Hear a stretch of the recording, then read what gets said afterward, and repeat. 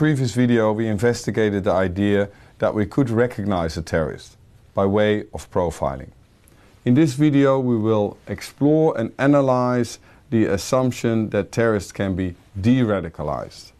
In other words, we look into the idea that individuals change their attitudes and behavior and leave terrorism behind. Is that indeed possible or just wishful thinking?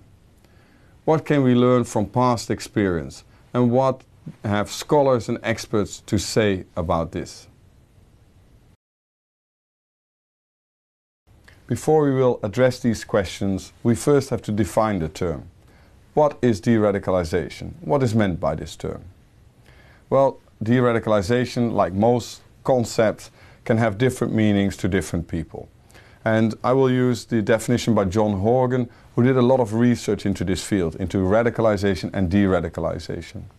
And he regards it as a social and psychological process whereby an individual's commitment to and involvement in violent radicalization is reduced to the extent that they are no longer at risk of involvement and engagement in violent activity. But de-radicalization can also be understood as a policy or program. So not only a process, an individual process or group process, but also as a government or civil society program. And that program seeks to reverse the radicalization process for those already or partly radicalized, or help them to disengage from radical or extreme groups they are involved in or of which they are members. And it's important to say that de-radicalization is not radicalization in reverse. These are two very distinct processes. Who has said that it is possible to de-radicalize a terrorist? According to Angel Rabasa and his colleagues at Rand, Washington, this is a simple fact that can be observed. And in a report in 2013, they stated, just as there are processes through which an individual becomes an extremist, there are also processes through which an extremist comes to renounce violence, leaves a group or movement, or even rejects a radical worldview. Well, the last part is contested. Do people really give up their radical worldviews? Is that possible? And is it possible to actively de-radicalize persons? And if so, how? Well, these are, of course, very important questions for those who fight terrorism, who deal with terrorism.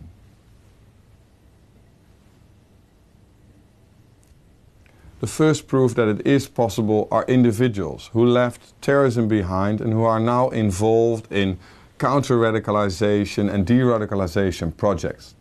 They turn from terrorists into experts that try to help people to prevent them from joining terrorist organizations. And within the field of terrorism studies, there are a number of them that are quite well known. Here you have three examples of them. David Gartenstein-Ross, who worked for a Wahhabi charity that proved to be an Al-Qaeda financier, and who is now director of the Foundation for the Defense of Democracies, which is based in Washington, and he's a scholar in the field of terrorism and counterterrorism studies. I'm also proud to say that he's a former guest researcher at the ICCT The Hague, just a few offices away from this office. And then Noman bin Adnan, who was a leading figure of the Libyan Islamic Fighting Group, active in Afghanistan, and who is now a senior analyst at the British Killiam Foundation. And he, for instance, wrote an open letter to bin Laden in 2010, recommending him to hold your violence and reconsider your aims and strategy. And then an example from Northern Ireland, Henry Robinson, who joined the official Irish Republican Army in 1979 and who left it, and in 1990 was the co-founder of the foundation Families Against Intimidation and Terror.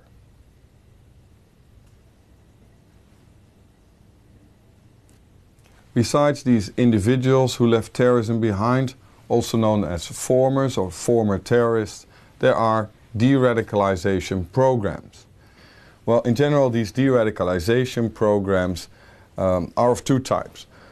The first category focuses on individual ideological de-radicalization using psychological or religious counseling to produce a change of mind, a change of attitude, and in the end also a change of behavior. And the second category aims for collective de-radicalization, using, for instance, political negotiations to obtain a type of change of behavior, and it includes measures such as ceasefires or the decommissioning of arms. In Europe, there are many examples of de-radicalization programs that are aimed at right-wing extremists, especially in the Nordic countries, Sweden, Denmark, Norway, as well as in Germany and the Netherlands. Well, for instance, in Norway, an exit model was developed based on research conducted by Tore Bjørgaard, and this model was also used in Sweden, where it consists of 5 phases, from motivation and disengagement to making sure that these people are part of society, again, like settlement, reflection and stabilization. And on the other side of the globe in Indonesia, there are quite a number of de-radicalization programs that mainly are aimed at prisoners. And some of them, and prisoners that were involved in jihadi terrorism. And some of them are now closely cooperating with the police. And in Saudi Arabia, such programs, also aimed mainly at prisoners, focus on rehabilitation through religious re-education and psychological counseling.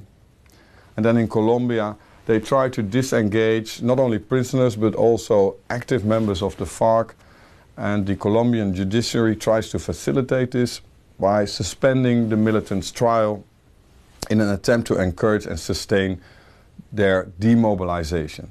There the key word is demobilization and not de-radicalization. But the same idea the basic idea is to make sure that they leave terrorism behind and perhaps also change their attitudes and behavior. Well, in other words, many examples from around the world, each with a different size and scope, methods and goals.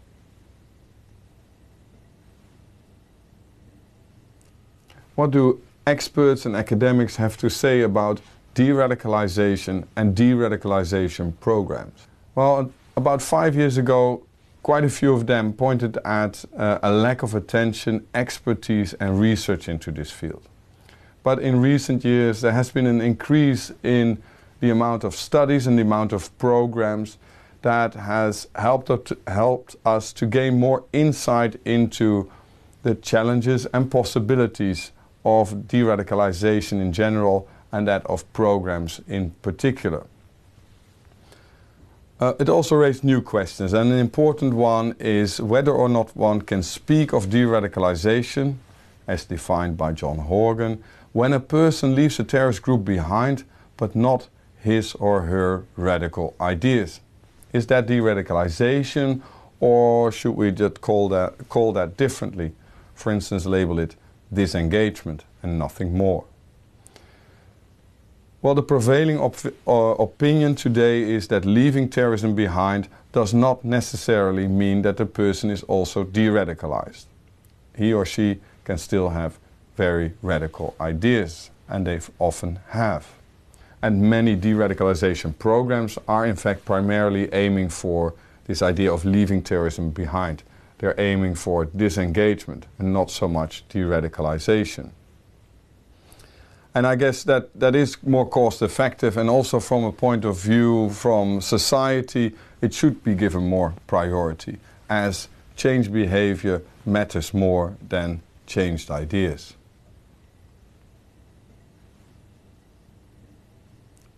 What about the success of these programs? Do they work? And are they proof of the assumption that it is possible to de-radicalize a terrorist? John Horgan is skeptical about certain types of programs, especially the ones that aim for demobilization, defection, de-escalation and rehabilitation. And in his eyes, this is not the same as de-radicalization. Demobilization is not the same as de-radicalization. Well, I guess he's right. And he seems to suggest that many of the persons that go through these programs might still pose a risk of involvement and engagement in violent activity in the future. And there are indeed quite a few examples of graduates of these programs that returned to violence, that returned to terrorism after they were released, especially in the case of Saudi Arabia. Well, it should be noted that the programs in this particular country were enormous. They processed more than 4,000 detainees. But there have been a number of people who, after that, ended up in the ranks of terrorist organizations. So, successful or not, well, here's an example or a study that indicates that there has been some success.